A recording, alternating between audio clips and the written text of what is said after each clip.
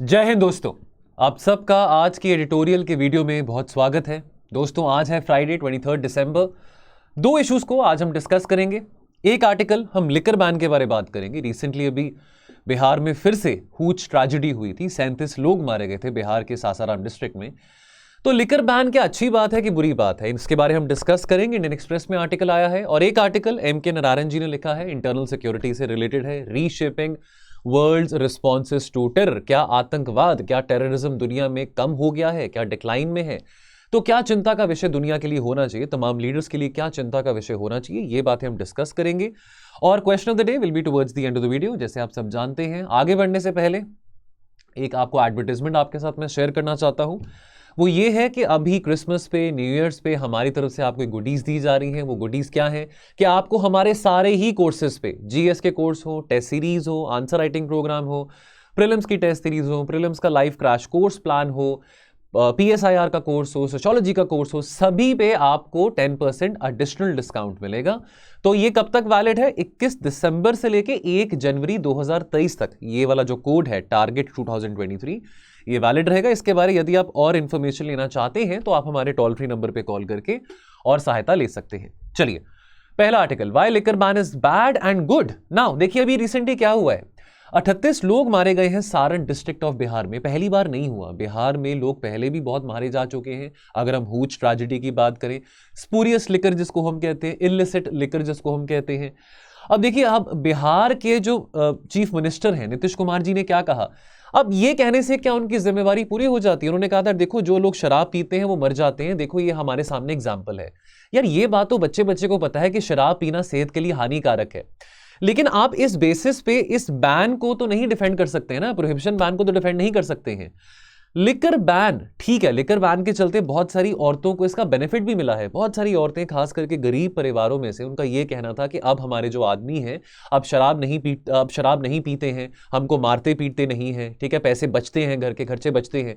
लेकिन एक और हम एक पर्सपेक्टिव देखें तो शराब के ऊपर बैन लगाने से, प्रोहिबिशन लगाने से जो हुच रिलेटेड डेथ्स हुए हैं, कितने हुए हैं पिछले 5 सालों में? 200 से ज्यादा। हुच यानी कि जो स्पूरियस लिकर होती है, ठीक है। अब अवैध शराब की बिक्री भी बहुत हो रही है, ये इलिसिट लिकर है। अब आपने बैन लगा दिया और एक पैरेलल इकोनॉमी खड़ी हो जाती है। उसको वहां पे अब स्मगल किया जा रहा है। बहुत सारे गरीब परिवार के लोग हैं उसको स्मगल कर रहे हैं, छोटे छोटे बच्चे शराब को स्मगल कर रहे हैं, स्पूरियस लिकर को स्मगल कर रहे हैं। और इसके अलावा टाइम टू टाइम बहुत सारे और राज्य सरकारों ने भी एक्सपेरिमेंट करा है प्रोहिबिशन के साथ। तो पहले हम थोड़ा एक हिस्टोरिकल पर्सपेक्टिव यहां पे समझ लें। लेट 1948 में जो कॉन्स्टिट्यूंट असेंबली ऑफ इंडिया की अगर हम बात करें, जब ये कॉन्स्टिट्यूशन बनाई जा रही थी, तो डिस्कशंस के दौरान B.H. खारदेकर जी ने, जो कि एक इंडिपेंडेंट मेंबर थे फ्रॉम द बॉम्बे स्टेट, उन्होंने 3 ग्राउंड्स पे लिकर बैन क्यों नहीं होना चाहिए, 3 ग्राउंड्स पे इसको डिफेंड किया। पहली बात तो कि आप पूरे पैन इंडिया में प्रोहिबिशन को कैसे इन्फोर्स कर सकते हैं। अब किसी की, अब हालांकि हमको पता हो directive principle of state policy में गांधीयन DPSP में आ जाता है प्रोहिबिशन ऑफ लिकर, लेकिन इसको इन्फोर्स करना उनके हिसाब से, वो बात सही भी है कि ऐसे ऑल ओवर इंडिया आप कैसे इसको इन्फोर्स कर सकते हैं। लोगों की अपनी मर्जी है, वो शराब पिए ना पिए। अब इतनी बड़ी आबादी है, आप कैसे चेक कर सकते हैं कि कौन शराब पी रहा है कौन नहीं पी रहा। दूसरी बात कि अगर आप इसको इन्फोर्स कर देते हैं तो जेल भरने शुरू हो जाएंगे, बात में जो भी शराब पी रहा है उसको जेल में डालना शुरू कर दिया जाएगा। तीसरी बात, रेवेन्यू लॉस होगा, है ना, कि अब शराब की बिक्री से सरकार को, राज्य सरकारों को भी पैसा आता है।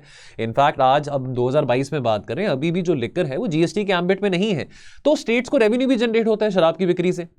तो अब सवाल हमारे सामने ये आता है कि लिकर बैन का एक सोल्यूशन है कि नहीं है, ठीक है। देखिए, एविडेंस हमारे सामने बार बार आता है और एविडेंस ये कहता है दैट प्रोहिबिशन लगाने से अल्टीमेट सोल्यूशन नहीं है। कि अगर आप इंकरेज करना चाहते हैं कि लोग शराब कम पिए, आप बिहेवियरल चेंजेस लेके आना चाहते हैं, तो प्रोहिबिशन लगाने से लिकर कंजम्पशन और बढ़ रहा है, ठीक है। ये बात हमने मान ली कि औरतों को इस बात का बहुत फायदा भी हुआ है, इस बात की उपलब्धि भी हुई है कि चलो अगर शराब का बैन लगाया गया है तो बहुत सारे लोग हैं, बहुत सारे मजदूर लोग हैं जो शराब नहीं भी पी रहे हैं, ठीक है। लेकिन अब अजीब बात यह है कि 2016 के जो rules of Bihar prohibition and excise act है, ये यहां पे सीक करता है to punish the families of the offenders. यानी कि अगर आप शराब पी रहे हैं तो आपकी फैमिली को भी इसका जुर्माना भरना पड़ेगा। उनको क्यों जुर्माना भरना पड़े? अगर आप शराब पी रहे हैं तो आपकी पत्नी को, आपके बच्चों को इस बात को क्यों भुगतना पड़े? अब बाकी राज्य सरकारों की बात करें तो in the recent past Andhra Pradesh, Haryana, Kerala, Tamil Nadu, इन्होंने भी एक्सपेरिमेंट करके देखा था। लिकर बैन के चलते, प्रोहिबिशन ऑफ लिकर के चलते, उसके चलते क्या हुआ, consumption of liquor went up underground, यानी कि एक पैरेलल इकोनॉमी शुरू हो जाती है, यानी कि एक और रूट शुरू हो जाता है जहां पे लोग अब किसी भी चीज का बैन लगाएंगे, किसी भी चीज का बैन लगाएंगे तो इलिसिट ट्रेड उस चीज का, उसकी कंजम्पशन का बढ़ जाता है और उसके जो प्राइसेस हैं वो भी स्काई हाई हो जाते हैं। ठीक है, अब अगर हम बैन इन बिहार की बात करें, अब यहां पे रेवेन्यू की बात आती है। So this has caused reported losses of up to ₹5,000 crore to the government. ठीक है, अब यहां पे कॉन्सिक्वेंसेस ऑफ लिकर बैन की हम बात करें, 2017 में 9 lakh litre of confiscated alcohol जो कि पुलिस कस्टडी में थी, अचानक से एकदम से गायब होगी। क्या चूहे पी गए इस शराब को? अब ये कहां गायब हुई? क्या पुलिस भी इसमें इन्वॉल्व थी? कि क्या ये जो लिकर कॉन्फिस्केट करी गई थी, जो 9 लाख लीटर जो कॉन्फिस्केट करी गई है, क्या पुलिस भी इसको स्मगल कराने में मदद कर रही थी? ठीक है, बॉर्डर डिस्ट्रिक्ट्स हैं बिहार के, वहां पे स्मगलिंग हो रही है, आज भी स्मगलिंग हो रही है, बेशक लिकर बैन बिहार में लगा हुआ है। ठीक है, अब लोगों को तो नशा करना है, अब अगर शराब नहीं होगी तो वो और ऐसे चीपर सब्स्टिट्यूट्स ढूंढेंगे शराब के, जिसके चलते वो अपना नशा पूरा कर सके। उसके बाद आपने शराब के ऊपर बैन लगा दिया, जो ड्रग एडिक्शन है अमंग्स यूथ ये बढ़ रहा है इन सम पॉकेट्स ऑफ बिहार। अब ये एक और बड़ा समस्या बन जाती है, तो एक चीज के ऊपर आप बैन लगाते हैं, कोई नई मुसीबत आ जाती है। अब यहां पे कुछ आंकड़े की अगर हम बात करें, tax revenue from alcohol was 3,100 crore in 2014-15। This is about 15% of the total tax revenues अगर हम बिहार की बात करें, and this is about 1% of Bihar GDP. ठीक है, अब देखिए यहां पे ये भी आंकड़ों में यहां पे ये बात भी सामने आई है कि इतना जो बजट, इतना जो रेवेन्यू जो कि शराब की जो सेल से जो जनरेट होता है, ये हाउसिंग बजट के लिए भी इस्तेमाल किया जा सकता है। जो बिहार हाउसिंग बजट स्कीम है उसमें भी ये पैसा इस्तेमाल किया जा सकता है। अभी तक तो देखिए बहुत सारी राज्य सरकारें सेंट्रल गवर्नमेंट के ऊपर डिपेंडेंट होती हैं फंडिंग के लिए, लेकिन अगर यहां पे लिकर बैन ना लगाते तो कितना पैसा आ सकता था जो कि आगे सोशल वेलफेयर स्कीम्स के लिए इस्तेमाल किया जा सकता है। अब लॉ एनफोर्समेंट की बात करें तो ऐसा तो नहीं है कि बिहार के जो जेल है वो ओवरफ्लो कर रहे हैं, कि इतने सारे लोगों को जेल में डाला जा रहा है कि वो शराब पी रहे थे, ऐसी बात नहीं है। इनफैक्ट कन्विक्शन रेट्स बहुत ज्यादा कम है, इवन प्रोहिबिशन लॉ यहां पे है बिहार में, लेकिन उसके बाद भी ज्यादा लोगों को जेल में नहीं डाला जा रहा। पकड़ा किसको जा रहा है? जो छोटे जो स्मॉल फिशेस की हम बात करते हैं, ठीक है, बूट लेगिंग यानी कि जो अवैध शराब की जो बिक्री की हम बात करें, इलीगल तरीके से जो स्मगलिंग की जाती है, तो कौन कर रहा है? अनएम्प्लॉयड लोग हैं, गरीब परिवार से लोग हैं, मजदूर लोग हैं जो ये काम कर रहे हैं। जो बड़े शार्क्स हैं उनको तो पकड़ा नहीं जा रहा। ठीक है, तो अब इससे डिसएडवांटेज किसको है? अब अगर कोई नौजवान है, हालांकि ये सही तरीका तो नहीं है रोजगार पाने का, लेकिन अगर उसको लगता है कि 200-300 रुपए मिलते हैं अगर मैं इस शराब की बिक्री कर रहा हूं, अगर कोई अनएम्प्लॉयड कोई जैसे नौजवान है तो उसके पास अगर और कोई तौर तरीका नहीं, वो इसी तौर तरीके के जरिए 200-300 रुपए कमा भी रहा है, तो उसको भी जेल में डाला जा रहा है। अब उसको जेल में डालने से क्या मिलने वाला है? खुलासा तो नहीं होने वाला है। जो बड़े लोग हैं वो तो भाग रहे हैं, बड़े लोगों को कोई पकड़ नहीं रहा। तो ऑल्टरनेटिव क्या है? एक सोल्यूशन जो है, जो यहां पे बहुत सारे इकोनॉमिस्ट ने भी सजेस्ट करा है, वो ये है कि अल्कोहल को अवेलेबल करो लेकिन हाई टैक्सेस पे। अब ये मिडिल ग्राउंड की बात आ जाती है कि एक तो आपने अल्कोहल को आपने फ्रीली अवेलेबल भी नहीं करा, दूसरी बात आपने उसको बैन भी नहीं करा। अब अगर आप अल्कोहल को लीगल कर रहे हैं तो जो स्टिग्मा है जो लोगों के माइंड्स में अटैच होता है कि भी कंजम्पशन ऑफ अल्कोहल जो है अगर हम करेंगे तो हमको जेल हो जाएगी, ये हो जाएगा, वो हो जाएगा, तो स्टिग्मा जो होगा अटैच टू द कंजम्पशन वो भी कम हो जाएगा। ठीक है, लोग अब अगर शराब की सेल हो रही है तो लोग फिर प्रेफर करेंगे चलो कोई बात नहीं, वो महंगे दाम में ही ले लेते हैं रादर दैन कि हम कोई स्पूरियस लिकर को बाय करें। ठीक है, कोई चीप इलिसिट लिकर को बाय करें। ठीक है, अब जिसने खरीदनी है वो खरीदेगा, जिसने नहीं खरीदनी वो नहीं खरीदेगा। ठीक है, तो यहां पे बात करिए कि टैक्सेस को बढ़ा दो। ये तो ऑटोनॉमी अभी राज्य सरकारों के पास है ही है, अभी लिकर को तो नहीं डाला गया जीएसटी के एम्बिट में।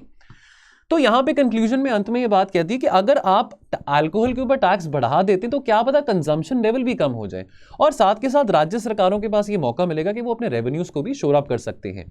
ठीक है, तो ये जो सजेशन है, ये सजेशन काफी बैलेंस सजेशन माना जा रहा है दैन द करंट वन, यानी कि अंत में यही बात कह सकते हैं कि टोटल प्रोहिबिशन लगाने की बजाय, टोटल बैन लगाने की बजाय आप अल्कोहल के ऊपर टैक्स इंक्रीज कर दीजिए ताकि लोगों के कंजम्पशन पैटर्न में अपने आप यहां पे रिडक्शन आने को देखेगा। चलिए अगला आर्टिकल, यहां पे हम बात करेंगे reshaping the world response to the terror matrix. देखिए आर्टिकल M.K. नारायणन जी ने लिखा है, वो हमारे फॉर्मर नेशनल सिक्योरिटी एडवाइजर भी रह चुके हैं, फॉर्मर डायरेक्टर भी रह चुके हैं इंटेलिजेंस ब्यूरो से। इस तरह के आर्टिकल्स रिलेटेड टेररिज्म काफ़ी लिखते रहते हैं, तो काफ़ी इनके जो आर्टिकल्स आते हैं उनको समझना, एनालाइज करना भी बहुत ज़्यादा ज़रूरी है। बहुत एक्सपीरियंस इनका रहा है इंटेलिजेंस एजेंसीज में। क्या कह रहे हैं? ये कह रहे हैं कि भारत में अभी रिसेंटली काउंटर टेररिज्म की बात करें, टेररिज्म रिलेटेड मीटिंग्स की बात करें, तो इंडिया ने 3 बहुत बड़ी मीटिंग्स होस्ट करी हैं। तो अगर हम बात करें UNSC काउंटर टेररिज्म कमेटी की बात करें, ये जो मीटिंग थी अक्टूबर 2022 में इंडिया में हुई थी, 29 अक्टूबर की बात है। No money for terror conference, ये भी दिल्ली में हुई थी 18 से 19 नवंबर 2022 के बीच में।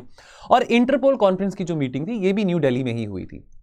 तो ये तीनों बड़ी मीटिंग्स इंडिया में होस्ट हुई हैं related to counter terrorism, related to terrorism, fight against terrorism.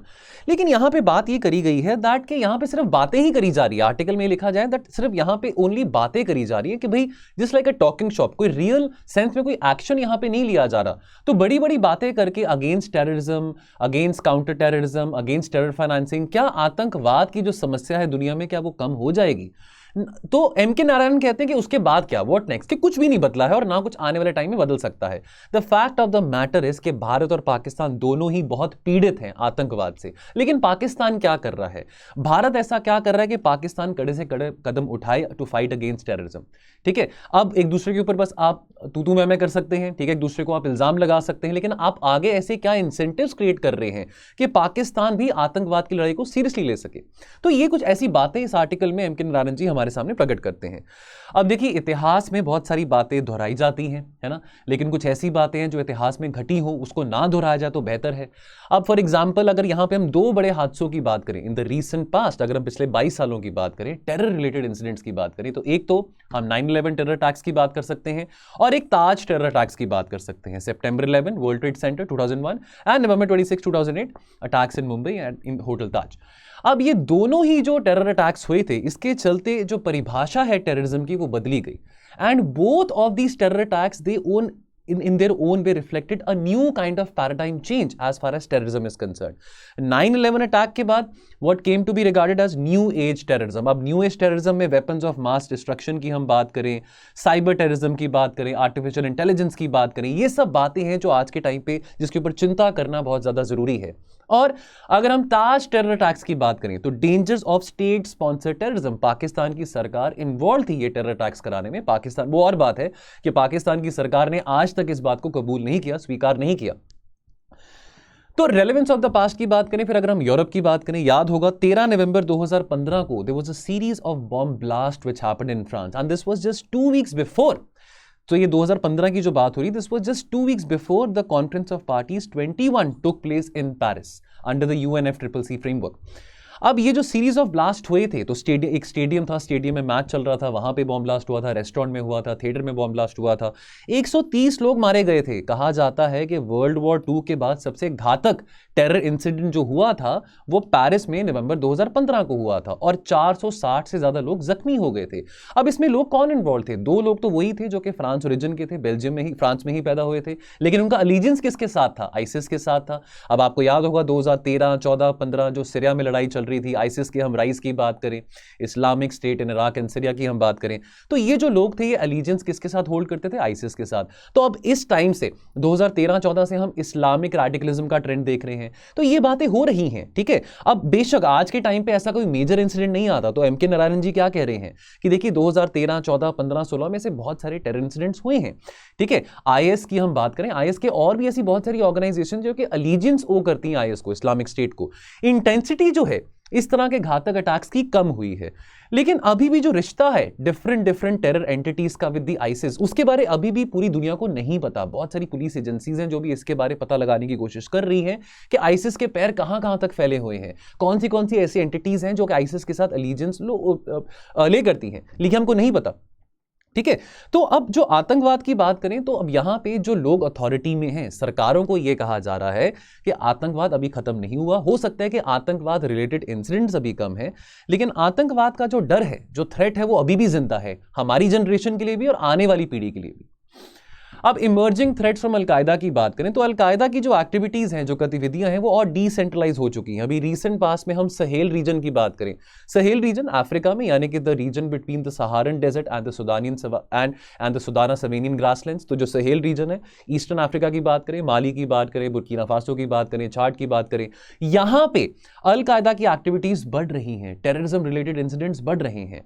और अब रिसेंटली क्या हुआ था, एमान अल जवाहिरी जी को मारा गया था हेलफायर मिसाइल के द्वारा, काबुल में मारा गया था।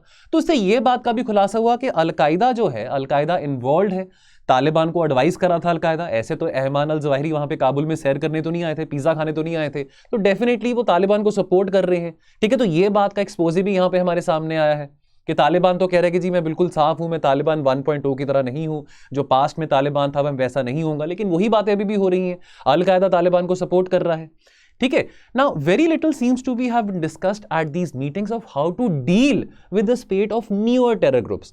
तो केवल जो आतंकवाद है अलकायदा या आईसिस तक सीमित नहीं है, और भी ऐसे बहुत छोटे छोटे टेरर ऑर्गेनाइजेशंस हैं जो कि इनके साथ अलीजियंस ओ करते हैं, तो उनके बारे हमको नहीं पता। और हमको यह भी नहीं पता कि कितनी सीरियसनेस से रिलीजियस एक्सट्रीमिज्म के बारे में मीटिंग्स पे बात करी गई है। रिलीजियस एक्सट्रीमिज्म अभी भी बहुत बड़ी प्रॉब्लम है हमारे लिए, ठीक है। तो ये जो कॉकटेल है आइडियोलॉजी का विद रिलीजियस एक्सट्रीमिज्म, इसके चलते बहुत सारे terror related incidents in the recent past हो चुके हैं। तो अंत में यहां पे एम.के. नारायण जी ये कह रहे हैं कि जो declining level of serious terrorist incidents हैं, ये नहीं बताता कि टेररिज्म का खात्मा हो चुका है। टेररिज्म का खात्मा नहीं हुआ, बेशक टेररिस्ट इंसिडेंट्स कम जरूर हो रहे हैं। अब इंडिया के लिए कंसर्न्स की क्या बात है? अभी रिसेंटली अक्टूबर 23, 2022 को कार ब्लास्ट हुआ था एक 1000 साल पुराने मंदिर में, कोयम्बतूर में। तो वहां पे अब डीएन रवि ने कहा कि ये जो कार ब्लास्ट जो हुआ है, यहाँ पे जो सिलेंडर रखा गया था गाड़ी में, तो ये जानबूझ के नहीं हुआ, कि सिलेंडर नहीं फटा था, ये एक टेरर अटैक था। और बल्कि आर.एन. रवि जो गवर्नर हैं तमिलनाडु के, उन्होंने तमिलनाडु की सरकार को पुल अप भी किया, तमिलनाडु की पुलिस को भी पुल अप किया कि इतनी देर क्यों लगा दिया आपने ये मैटर को एनआईए के तक ट्रांसफर करने के लिए, कि एनआईए इस मैटर के ऊपर तहकीकात करे, इसके बारे में इन्वेस्टिगेशन करे। तो अब यहां पे एम.के. नारायण जी ये कह रहे हैं कि इस तरह के जो इंसिडेंट्स हो रहे हैं, इसके ऊपर भी हमको भारत की सिक्योरिटी एजेंसीज को काफी गंभीर तरीके से सोचना पड़ेगा कि कहीं कोई नया रेडिकलाइजेशन ट्रेंड साउथ इंडिया में इमर्ज तो नहीं कर रहा है, ठीक है। ठीक उसी तरह से अगर अर्ली 2000s की हम बात करें, हमने इमर्जेंस ऑफ इंडियन मुजाहिदीन देखा था। क्या कोई ऐसा रेडिकल इस्लामिस्ट ट्रेंड, कोई ऐसी ऑर्गेनाइजेशन साउथ इंडिया में तो नहीं इमर्ज हो रही है? बिकॉज इस अटैक को जो कोयम्बटूर में होता है, उसको लोन वुल्फ टेरर अटैक माना जाता है। लोन वुल्फ टेरर अटैक यानी कि किसी इंडिविजुअल के द्वारा ही कंडक्ट किया गया था। अब वो इंडिविजुअल किसी ऑर्गेनाइजेशन के साथ, किसी टेररिस्ट ऑर्गेनाइजेशन की आइडियोलॉजी के साथ अलीजियंस ले करता है। तो इस तरह के ट्रेंड्स हमको चेक करने पड़ेंगे।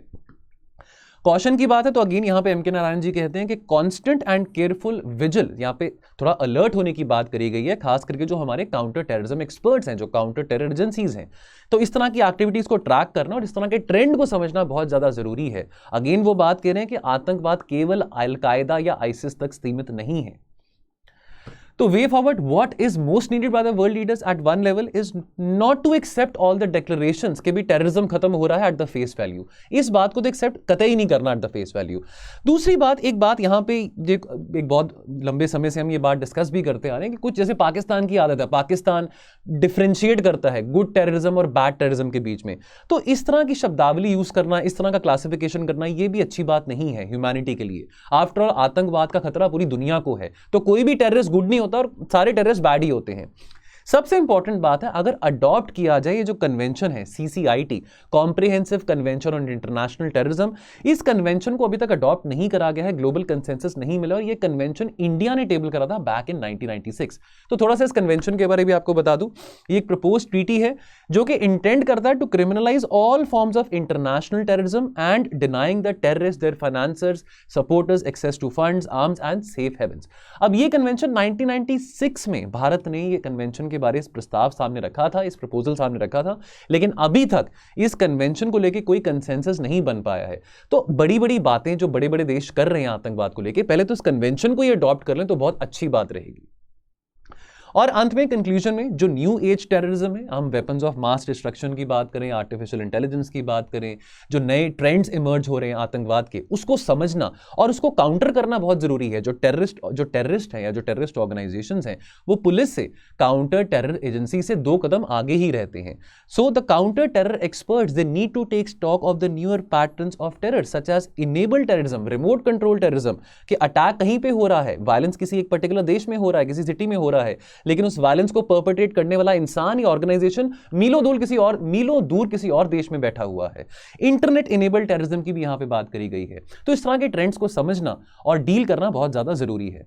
Question of the day, can prohibition of liquor consumption effectively address the abuse of alcohol?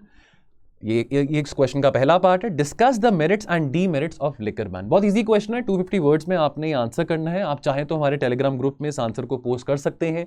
Telegram group का नाम है editorials with mains answer writing. यदि आप इस ग्रुप का हिस्सा बनना चाहते हैं तो यहां पे डिस्क्रिप्शन बॉक्स में दोस्तों इसका लिंक आपको दिखाई देगा, इस टेलीग्राम ग्रुप का। इसको क्लिक करेंगे तो आपको हमारे टेलीग्राम चैनल के टुवर्ड्स रीडायरेक्ट किया जाएगा, जहां पे शाम को 6 बजे क्वेश्चन ऑफ द डे का जो बेस्ट आंसर है वो भी शेयर किया जाता है और मॉडल आंसर भी शेयर किया जाता है। तो जो आज आपके साथ क्वेश्चन ऑफ द डे मैंने डिस्कस करा है, इसका बेस्ट आंसर और मॉडल आंसर कल शाम को 6 बजे टेलीग्राम के ग्रुप में आपको पिंड मिलेगा।